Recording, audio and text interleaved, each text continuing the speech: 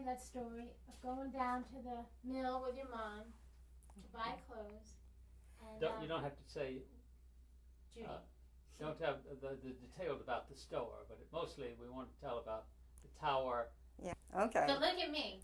When I was a child, my mother would take me over to Dwight Mill to buy clothes. We bought clothes at Frank and Hagedorn's.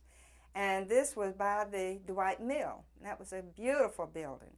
It looked like at one point there was a round tower. And as a little girl, to me, I thought it was a palace. And I thought I could just imagine a princess at the very top, you know, waving to come and save her. She was at the very top of it. And I always loved Dwight Mill. I feel like if really you all had come earlier, say a few years ago, we would never have lost that mill, because I think it could have been made into a wonderful museum. There could have been a number of things that could have happened, you know, there. And it was on a lakefront. It was just really beautiful. And oftentimes you'd see ducks there. And it you know, it was just really a beautiful place. And even to the Mill Village, all those people were very close. They were close-knit people. And they meant something to each other. So it was really sad to me when that mill was taken down. How do you feel when you shop there? Look at me. When I shop there now, well, I still see the mill. I can still see it. In my heart, I still see the mill. And I don't go there too often except for groceries. But to me, I feel like that Gadsden lost a great, great thing of importance when we lost that mill. Beautiful. Speed.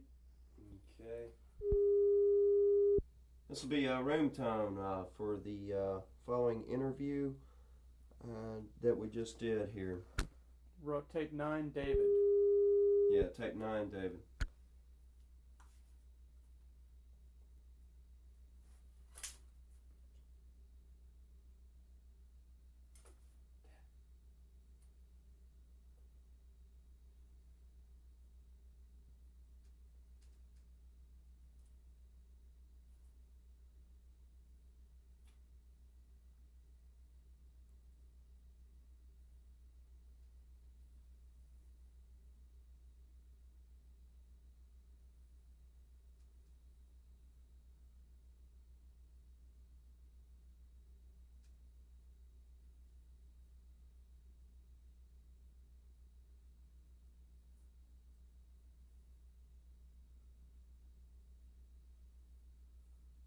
Okay.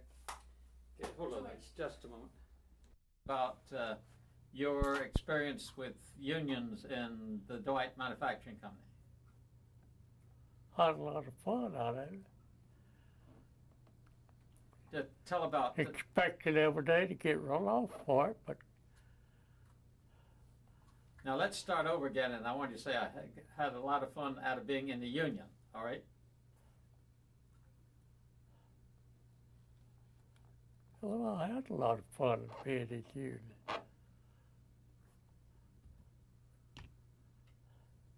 No, sorry.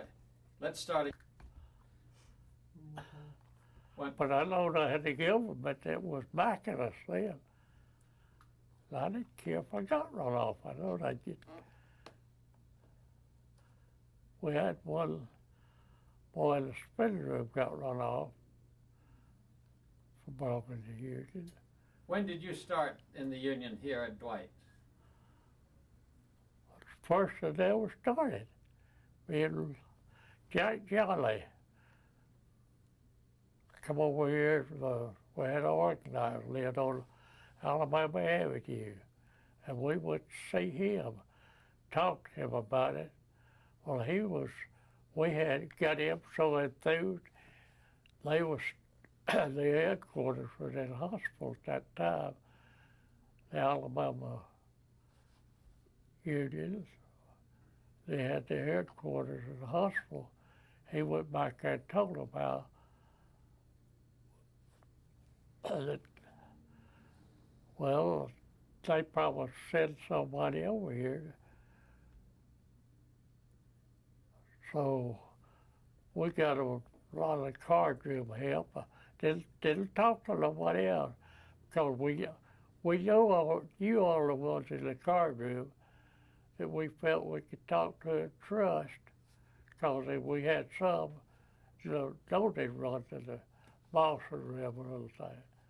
We were smart enough to pick our friends who we want to talk union business with. And we had this guy that we went and talked to. He got the man from the hospital, sent the man down here to see what was to it. And well, they'd had organizers beat up around Kansas the year before that, And they told us as well, so if you want to take a chance of getting your brains beat out again, well, go ahead. Well, they told them, well, they'd take that chance. But all that dirty stuff was done gone.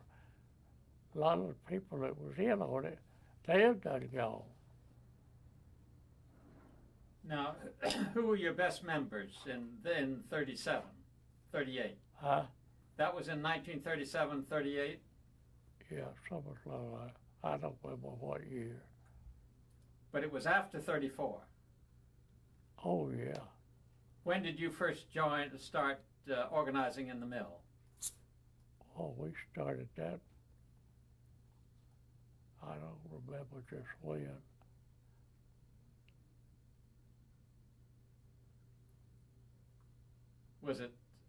Was it after the CIO came in? No. We brought the CIO here. I see. When was that? Well, I don't remember. Was it how much before? Dates didn't mean anything to me then. How much before the war was it? Oh, it was a good while before the war. And what happened? What happened when you brought the union in?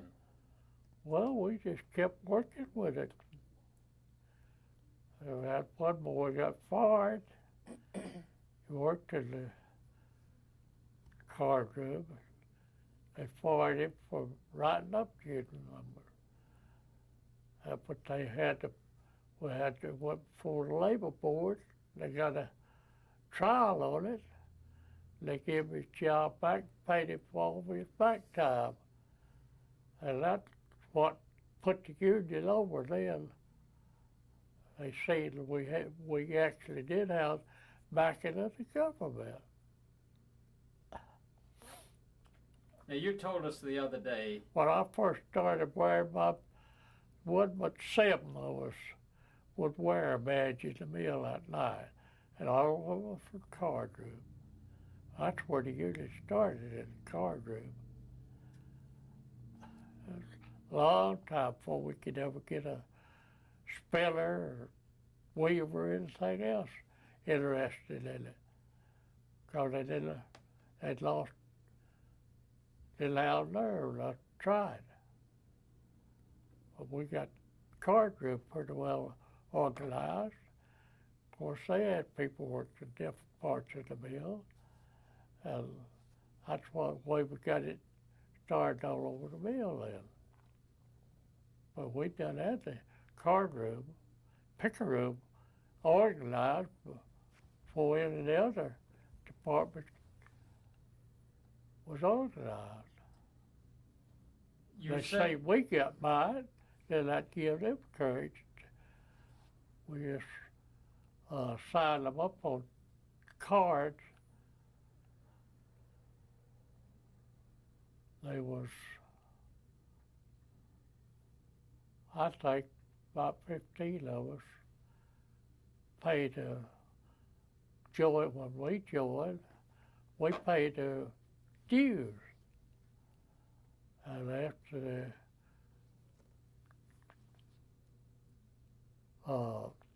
they sent a man here from the hospital to bring our money back, give it back to them.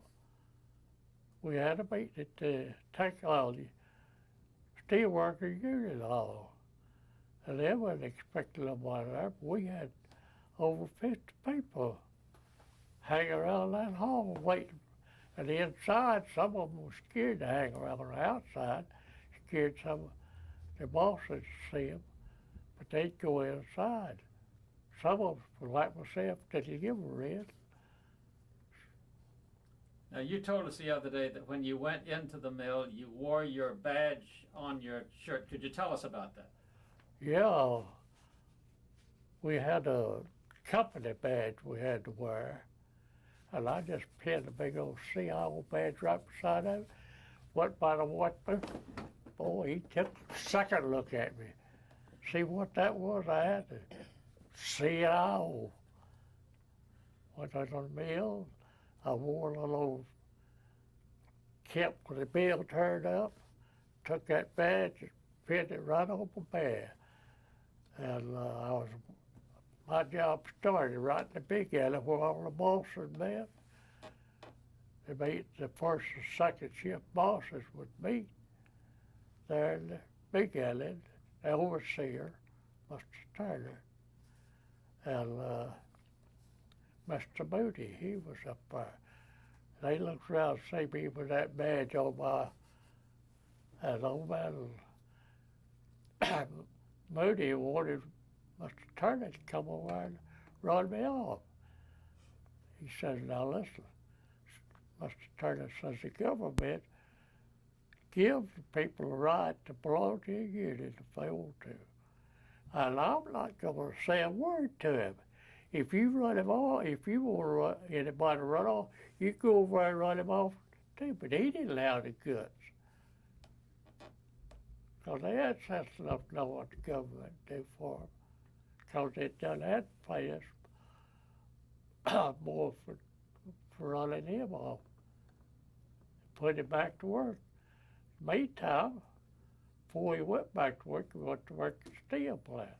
But we got him to get a leave of absence, come back, take his job back to the mill just to prove that the government was backing us, and that the labor board made him put him back to work. And he got a leave of absence at the steel plant, so he come back, work 2 or 3 days. He just worked 2 or 3 days, he went back to his job at the steel plant, because he was making a whole lot of money, more money over there. But What he about- was good enough to come back, stay with us 2 or 3 days, just so everybody know that the company had to put him back to work. What about those people who are in the 34th strike?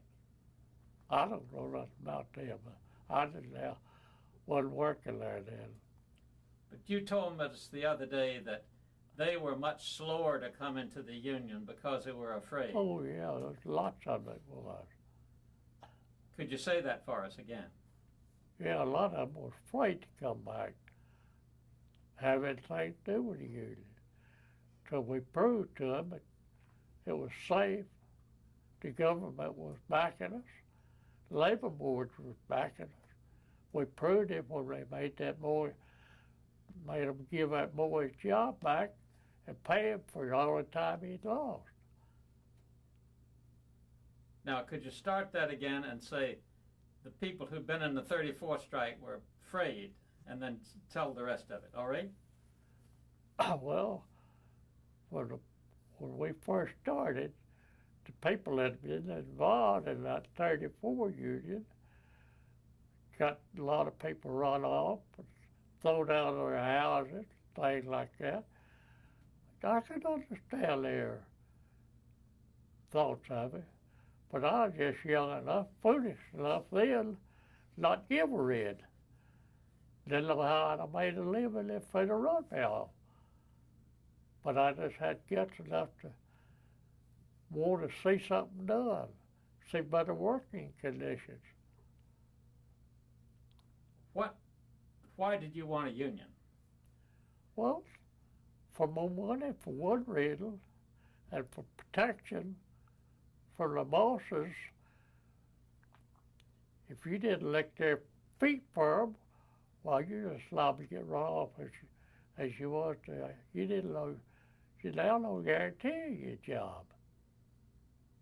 That's the reason why we wanted the union, where we could have some security on our job. Barbara, did you know that your father was one of these leaders? No, I really didn't. Oh, she was too young then. Yeah, Don't just know much about it.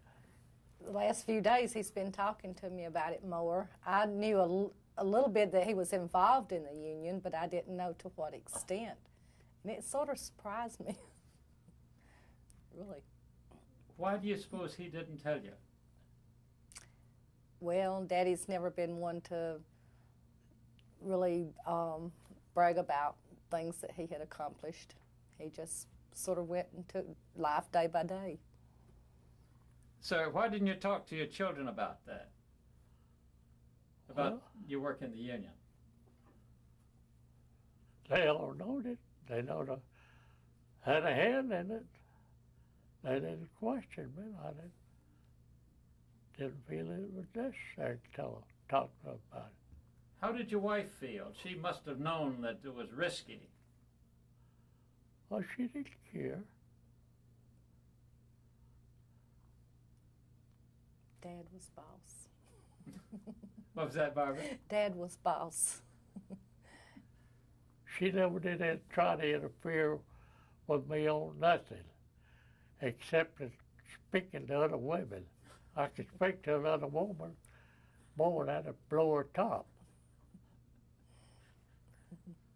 Outside of that, why, she didn't interfere with my union business and nothing. Did she work in the mill? No. We was busy raising kids. She didn't allow time to work the mill. Did you have many women working in that new union? Did you have many women in the CIO union working with you? Oh yeah, finally, for a long time with it. Did you ever have a strike? Oh yeah, we had 2 or 3. Tell us about that. There's just little wildcat strikes. They didn't allow one of them till spending room bunch got in there, burned Coxey bunch. Theirs wasn't. They got stretching them out. They pulled a strike. And James Wilson was the president of our local. And we was working at that time, during wartime, you know. We were working 7 days a week. And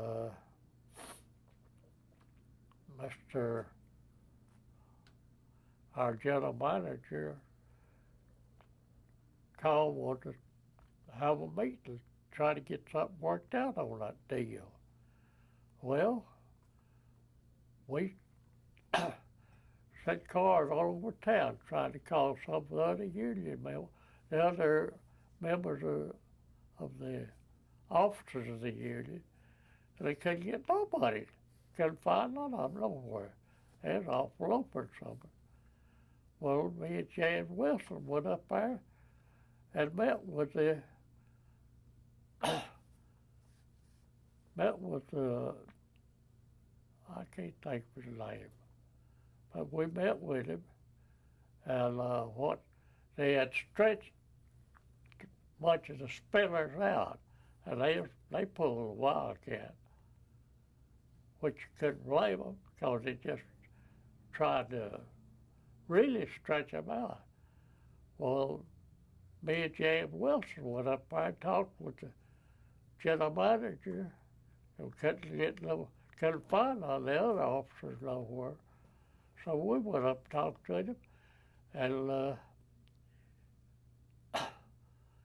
we explained to him about the general manager why they walked out was on account of that stretch out they was putting out.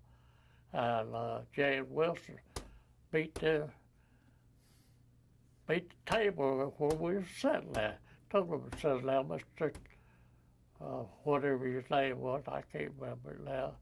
But he told him right to his face. He says, unless you put these people back on their job like they was and leave them alone, no telling when the strike will be over. And the general manager turned around to Atlas Strum, he was the overseer of the spinning room, and asked him, says, can you put these people back on their jobs just like they was? He said, yeah, that's what you want. He said, well, that's what I want. Put them back just like they was.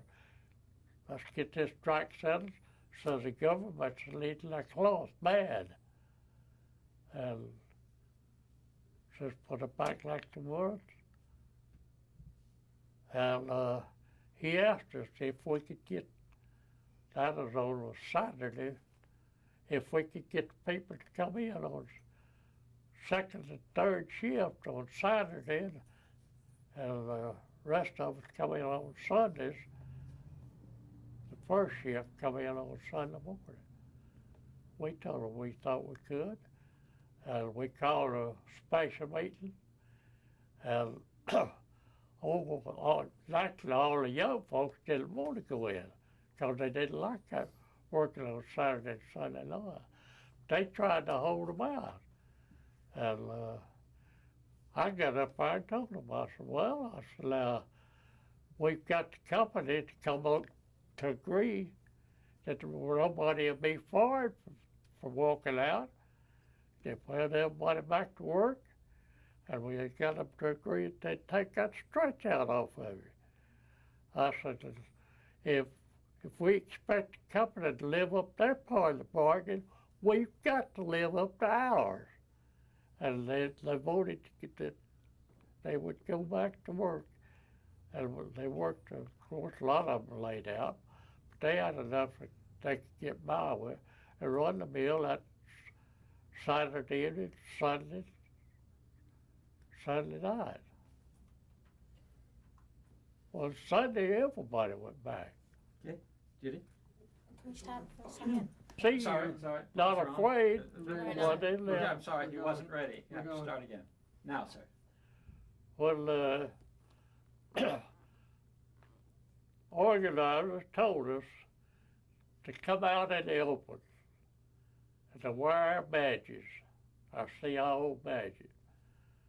Says that way they'll know you're not afraid, and if you get fired, see, then you use something else to fire you for this. Say, well, you didn't fire one kind of you. Something else, be something else. So, well, they know that you're not scared of them. Well, then they probably won't run you off. So we had seven men in the card room that wore our badges in there. I had them wore a little old cap with the bill turned up, and I put mine right up there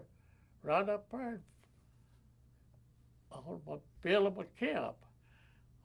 When my job started right in the big alley, right at the big alley, where all the bosses and the superintendent would meet at change of every shift. And they saw me with that badge. Moody jumped about 3 foot high and wanted Mr. Turner to come over and run me off. Mr. Turner says, now listen, says, you know the government's give the people the right to join the union if they want to. He says, now if you want to risk fighting the government, well, go over and run him off yourself. He didn't have guts enough to do it. That's the way we got by with it. When they see we wasn't scared, he was scared to run us off because he knew they'd done that, put one boy back to work. They know they done. Now, tell us about that one guy who they ran off, and tell us that whole story again. Well, they caught him writing the member up in the mill. Just give his name. Okay. I don't remember his name. Okay. Say who they were. Was it the supervisors who caught him? Who caught this boy? Well, some of the bosses. Okay, well that's what, then say that. Some of the instead of they, you could say, some of the bosses caught one of our members writing someone up in the mill. So I'll know who you're talking about. Well, that's the way it was. Well, now you have to say it, because I can't say it. So if you could start in with some of the bosses. Some of the bosses caught this boy writing up, pulling up the union, and they run him off for it. And he loafed around there a while, got on, went to work the steel plant. Steel plant had done organized their union, see.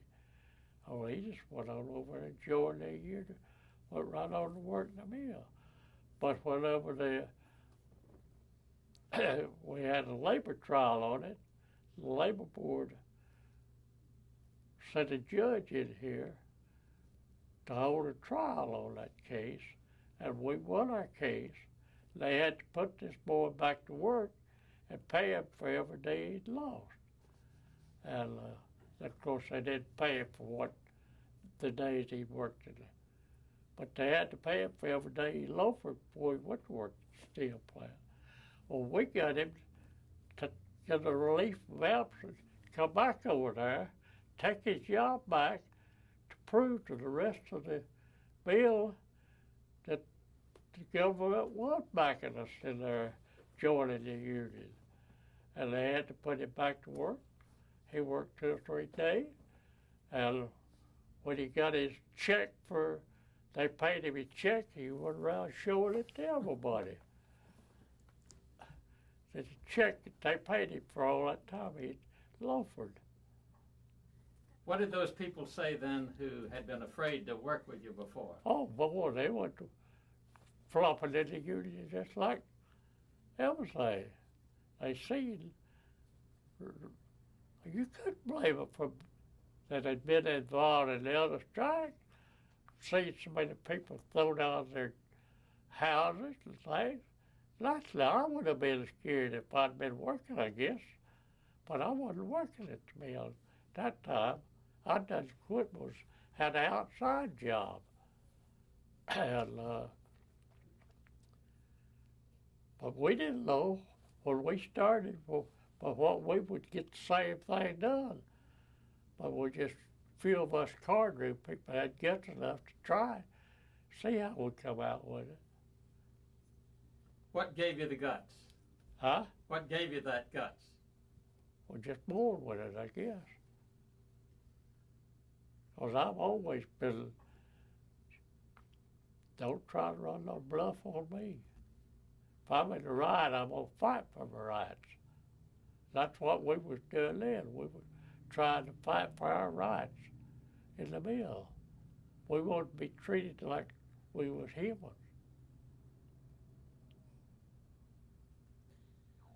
Judy? Yeah. I don't think that Barbara knows the way you were treated prior to getting in the union. And maybe if you could just explain what it was like before you got the union in and then afterwards, it would be helpful.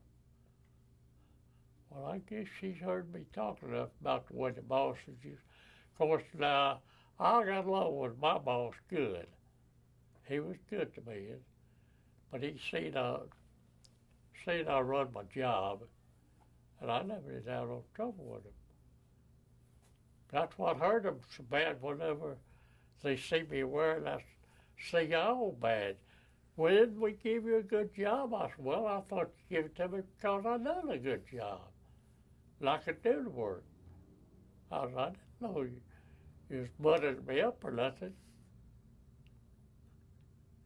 I told him second hand that, my boss. He come over and wanted to know why.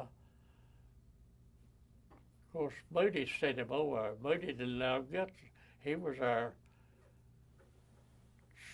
general manager at that time, or got to be general manager. He was our superintendent then of the mill. And he couldn't understand why we wanted food with the union. Because they was working us to death, wouldn't pay us nothing much. I worked a million day in there for 12 cents an hour. Million day, 12 cents an hour. Well, piecework, it equal up to about, well, if you was good enough piecework, you could make maybe a few pennies more an hour. But general thing was just hourly wage.